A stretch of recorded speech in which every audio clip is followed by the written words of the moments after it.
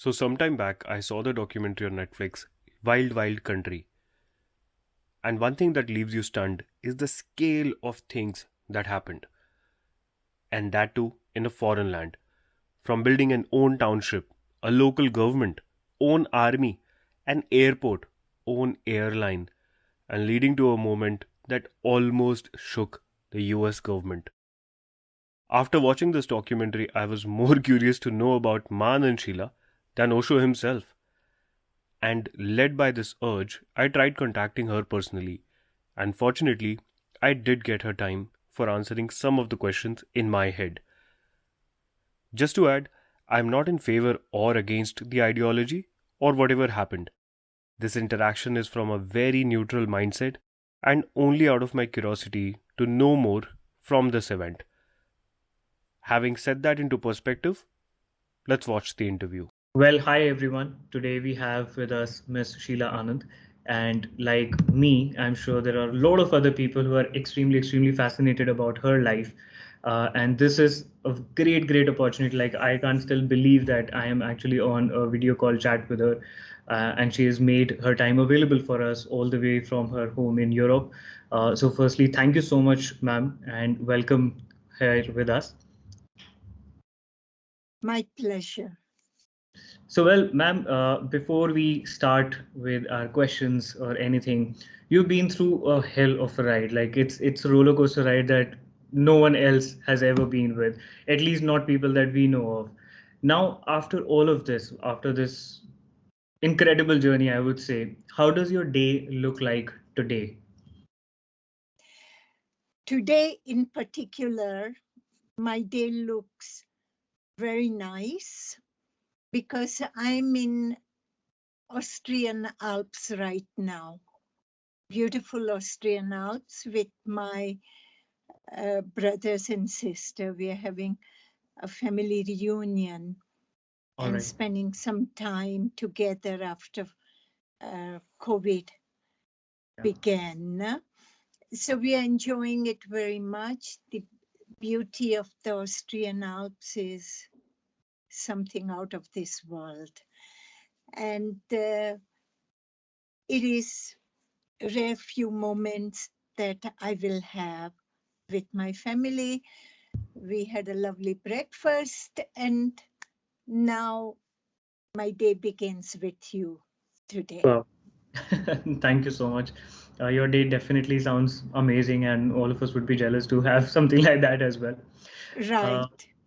Yeah. So there's this beautiful story that my father used to tell me when I was a kid, and I want to share it with you. So there's this big deer herd, and there is a beautiful mother of the entire herd, and they're having a great day. You know, in the farms, there's a nice, it's a nice, beautiful, sunny day, and all of them are having a good time. Just then, this mother sort of senses some predators at a distance around the bushes, and she starts pushing all her kids, and she starts, biting them and pushing them and kicking them that we need to move. But all of these kids, they don't sort of get what's happening because they're kids and they're enjoying, they're having a great time. And what starts happening is that they start looking back at the mother in a very furious way, that why are you hurting us? But she keeps pushing them, and she does not stop even by that. And she makes sure that the herd moves in the right direction, and she keeps on doing that. And ultimately, those predators, they reach much closer. And what happens is that while she was making that entire effort of ensuring that the herd is safe and pushing the entire herd away, and all her kids keeping all of them safe, all of them get a chance to run away. But this mother, she, by her choice, stays back and let herself open to the predators. And she saves the entire herd. Now, what do you think about this story? And do you relate to I it somewhere? think you're talking about me. Yes, somewhere, yes. And mother's nature is like that. Very protective, very practical. And she does not worry about it, what children are going to think or what the society is going to think about her. She just takes her responsibility as a mother and protects her herd. Yes, yes. And I think as kids as well, they don't understand that if something's happening, they don't Right. get it. And that's why my father used to always tell me the story that you don't get it. There is a reason that you protect you. You have a very wise father. Thank you, thank you. I'll definitely Yeah. pass the compliments. Thank you so much, ma'am. Now there are two very extreme sides of people that look up to you in a very different manner, and these are both extremes. There are very few neutrals. There is an extreme that very strongly believes that you are somebody who comes with a criminal background, and you've been somebody who did not care about anybody else. You had selfish motives, and I'm sure you've been through such comments and people, and in humongous manner. But at the same time, there is a bigger set of people on the other extreme, which feels that it was the spirit of a leader, a mother, who was ready to go to any extent to save her people. Now, these are two very, very major extremes. Now, after all these years, because I'm sure like decade after decade, year after year, you've been through this question and these both sides of people.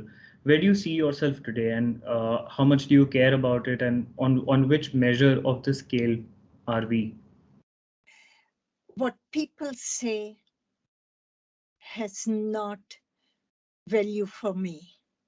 It is their opinion, and they are free to have their opinion.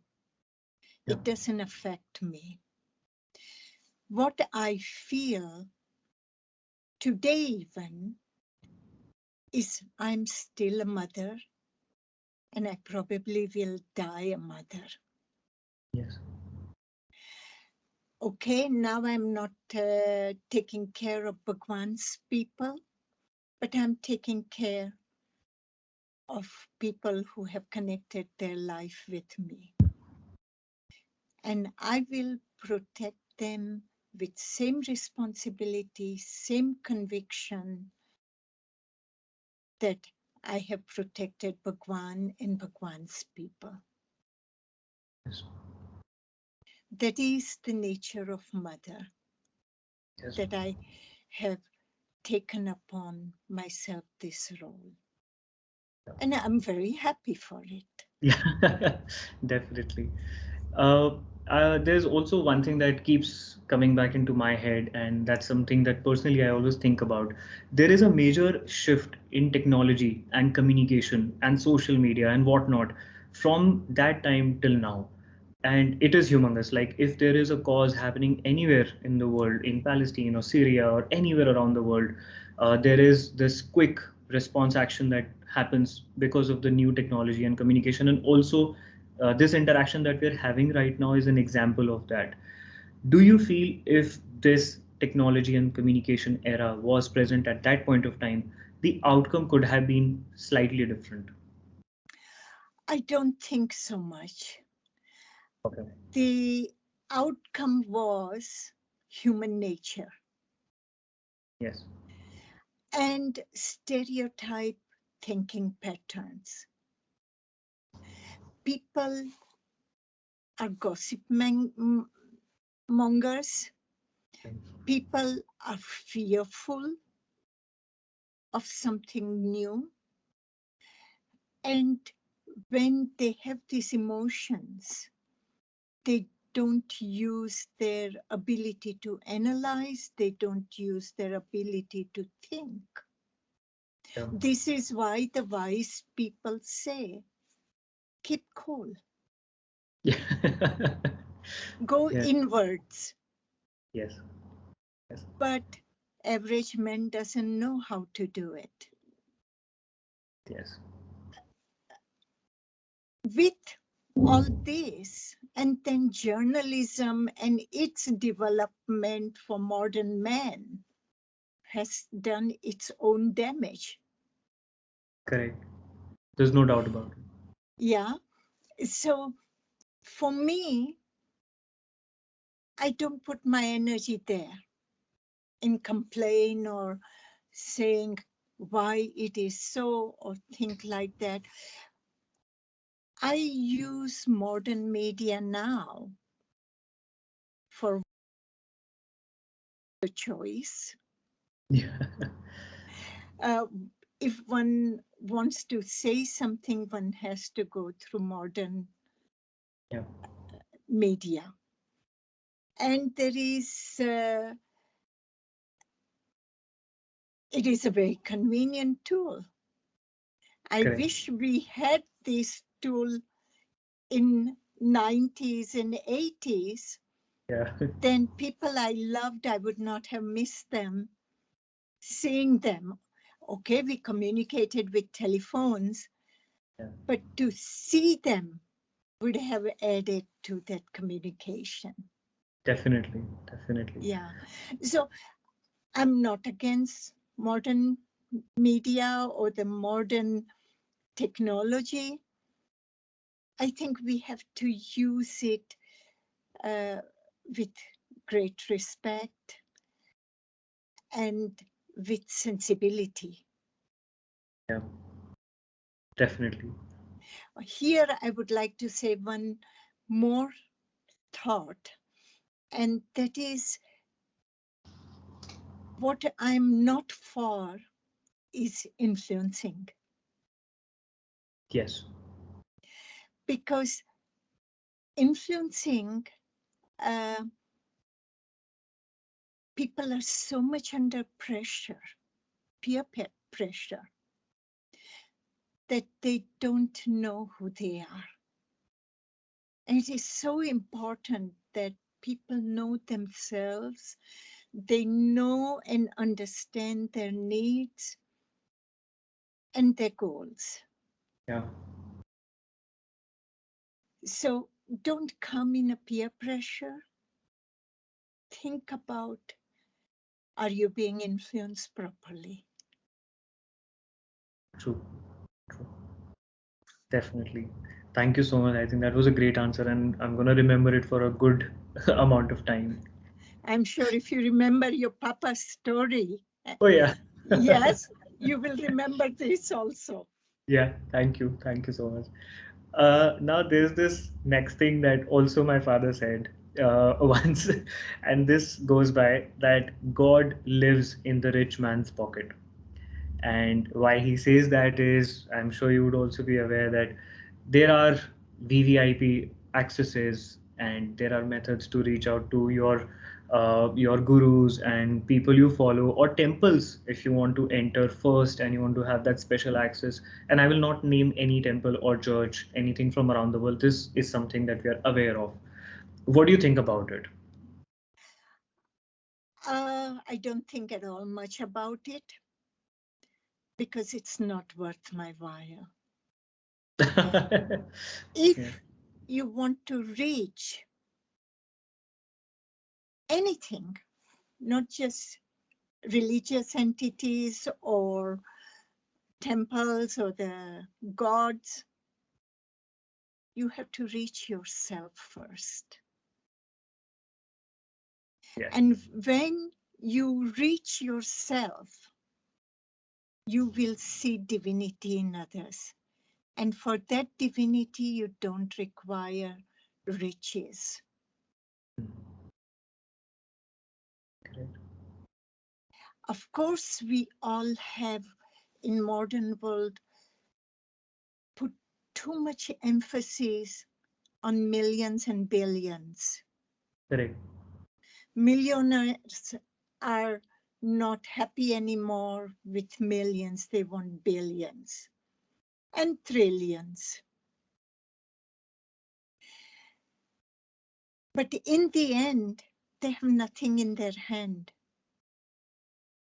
They may have millions and billions in their bank accounts or wherever their tijoris are, Yeah.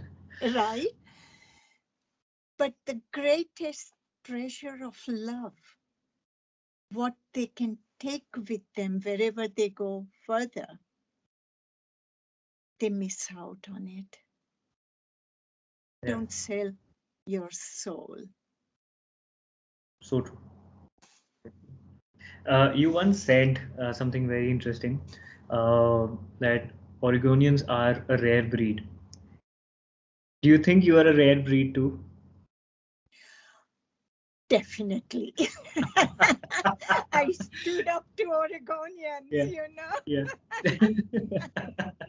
Definitely. So I think those anchors who interviewed at that point of time would be shocked to see you today, because you come across as a very different person, and you're available. You look warmer. You're much more calmer, and I think they would be shocked to hear this answer today. So that's super exciting. Well, they were two different times, two Yeah. different responsibilities. Yeah. Before I was working as a representative of Bhagwan, and I had certain responsibilities that I took care of. One of the biggest responsibility was to deter harmful elements where they are sitting, keep them there. And I was protecting bigger diamond than Koinur Bhagwan. Yeah. It was huge responsibility, and not just protecting him, but protecting his whole community. True. And the profile I was given then, that was the profile Bhagwan's choice. He had given me step-by-step training and instruction, how I have to be. Yeah. And love and trust that we had between each other gave me the strength to do it. And I'm every bit happy that I carried myself to his expectations. True. I did not fail him. Yeah. Yeah. Definitely. And well, I'm not a follower, but the story is extremely fascinating for me. And when you mention all of this, and the belief system that you lived by, and there was this circle of trust, where everything was surrounded by trust, and people would trust each other to do certain tasks, and you did that with complete honesty and dedication. Right. So that is something that I relate to, like more than anything else. That is the line of faith that I relate to, and that's something very, very inspiring. Towards the end, we all of us know that there were comments made from Bhagwan for you, that probably you're on drugs and whatnot, and there were similar comments probably in anguish from your side as well, that he's on drugs. We would never know who was on drugs, but is there something that you can probably mention about it or have a comment about it today? I have only one comment. People have heard negative comments about what Bhagwan has said about me, but people have not heard the positive comments, what Bhagwan said about me after I have left. Yeah. And one of them is, Sheela would never do anything wrong to me or anybody. Sheela is not a criminal. And Sheela can come back at any time and she will have her job back. Wow. Yeah. None of us heard that. What tells that? Correct. It negates all his other angry comments. And really, to me, it doesn't matter. I know what I feel for him. I know that I have served him 100% to his demand, to his pleasure. And about drugs, it is evident that he died of overdose. And I'm still the same one who doesn't take any drugs. Yeah. True. No, I think there are, like I said, that there are both sides of stories, and it stays like a very curious case. But one thing is evident that when the system lost faith in each other, Bhagwan and you and other people, it felt like a house of cards. And until then, it was standing strong and it was growing at an incredible speed. The township that got created was an example to the world. And to add to that, what was most inspiring for me was that one girl goes from India to another country, selects a property, and brings that massive township all by herself, and of course her team. But building that team was your job too. Building that team and creating that was something that I don't think anyone has ever seen, and that was a civilization that you created, and that is something that doesn't happen often. And I don't think if in future as well in our lives you would ever see something like that happening from scratch. It was extremely, extremely incredible. It was the product of love, the same love that I talk about today. So the ingredient that misses in the world is love. It was an experiment of love. I recommend everyone to add a little bit of love in life, and they can create incredible things like that too. Love and trust. I think that's a great advice.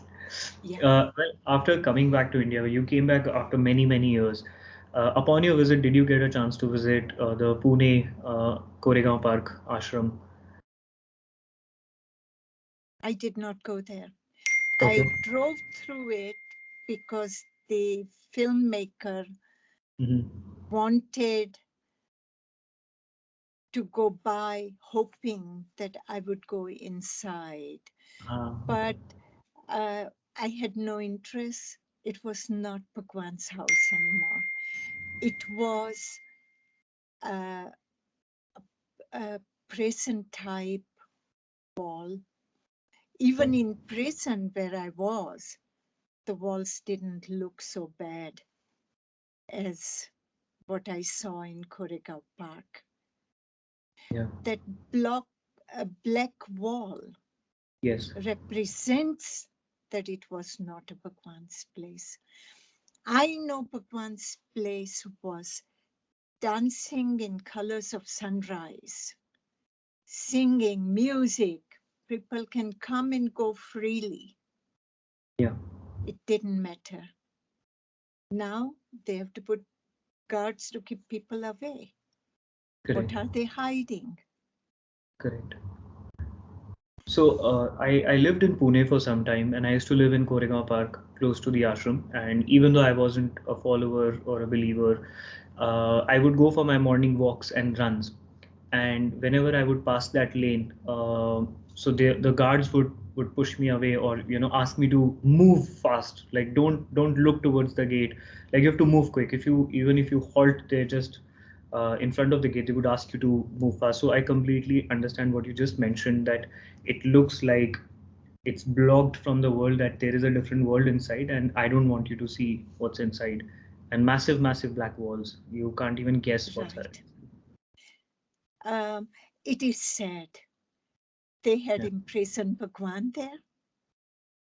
That is my question. Yeah. And there's also a residential property just opposite the ashram. Is it used for any purpose today or not? Because that property used to belong to Bhagwan. I have no idea. It all belonged to Bhagwan and his people. Yes. It was a public charitable trust. Yeah. And it should be used for public. True. But it's not. Yeah, that's the strange part. Well, like I said, that you'd built this entire township all by yourself. You had your own massive team, people who could do anything on your command. Did you ever think about entering politics in India? You did enter politics in America. Never. Okay. Politics is not my thing. Yeah. But you tasted some of it in US. I tasted quite a lot of it. Yeah, you shook a lot of chairs. I have indigestion from that taste. Definitely. Now, there's also something that I wanted to ask you personally, that there are this new generation that you would have seen. They are all surrounded with technology. Kids start learning coding and different computer languages when they are in their fifth standard and sixth standard. Do you think that any of these, or as a generation, we should be part of a spiritual journey as well, or take a leap of faith with like an Osho ashram, or no? I'm not a spiritual. Correct. I am a person who lives a practical life. I'm a mother at heart who knows that my children are hungry when they are hungry, who knows when they are fed and they are happy. I know it. If they Huh. are healthy, I know it. For me, spirituality has very little to do with life. Love has much to do with life. Yes, true. And I think after almost connecting with people from around the world, all seven continents, you know how different cultures work, different religions. You've been with them a lot. As a whole generation, is there a message that you'd like to give? I would say think twice about religion, because I was part of creating Rajneeshism. And we had created religion of Rajneeshism because US government immigration law required, if we want to declare Bhagwan as a religious leader for immigration purpose, we have to have a Bible, we have to have a church, we have to have high priest or high priestess, etc., etc., and rituals. Yeah. And we did it.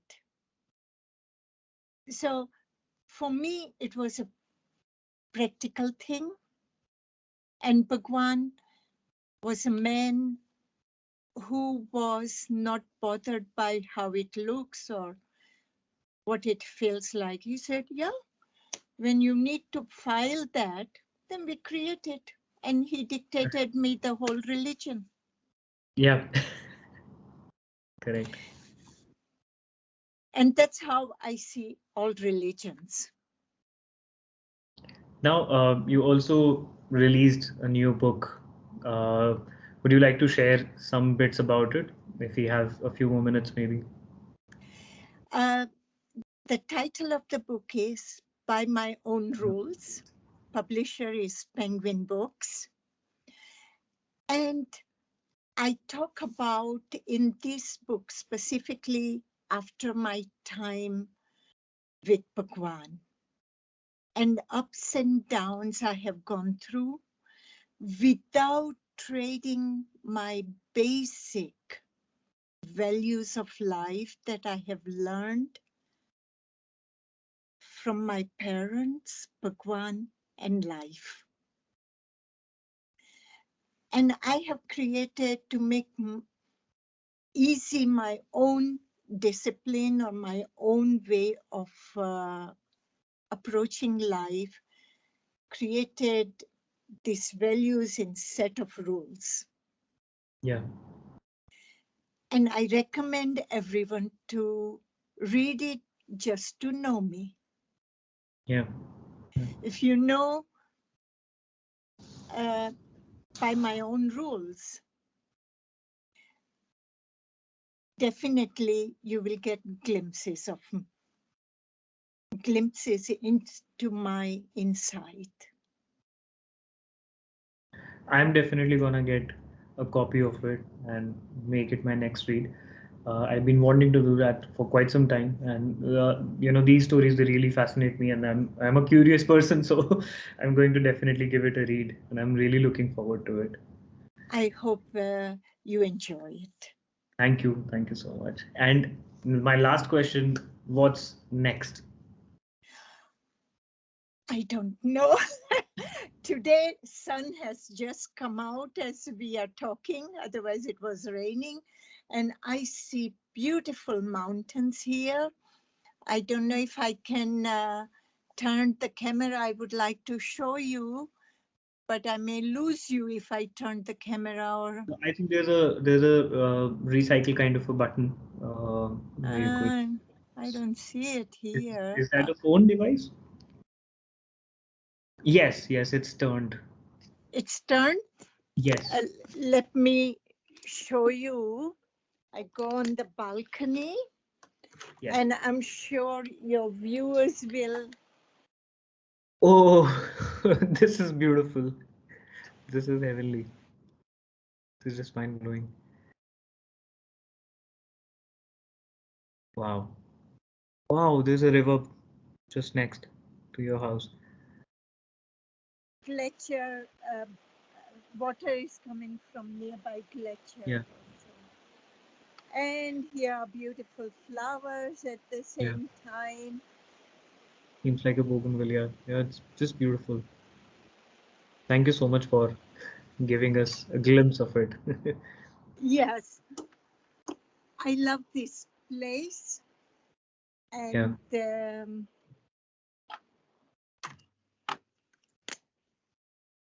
whenever I have a chance, I like to come and spend a couple of days. This is amazing. Well, thank you so much. And it was great speaking to you. And thank you so much again for giving me this time of yours.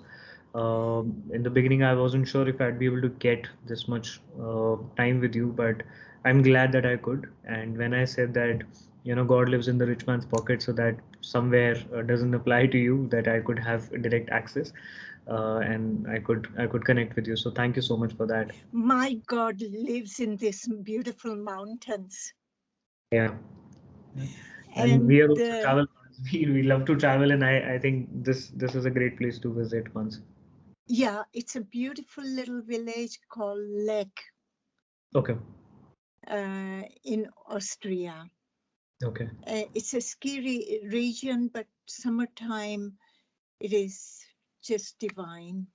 Also, winter is divine here, but Yeah. summer is beautiful too. Madhur, your parents have named you very rightly Madhur. Thank you so much. Means a lot. I did not hear any bitter word from you in this interview, so they have given you the right name, Madhur. Compliment. Thank you so much. Thank you so much. Means a lot. Means a lot. Now there's no bitterness that you don't make out of anything out of bitterness. So I think even if you have to get the right answers, and difficult questions can be asked in a manner that it doesn't directly cut someone with a sword. So I think there are ways to do it. But if need be there, you can use it. Yeah. Definitely. I'll try that. Perfect. Thank you so much again. Means a lot. And I wish you a very good day and a great year ahead. So thanks. I wish you the same, Madhur, and to your viewers. Thank you. Thank you so much.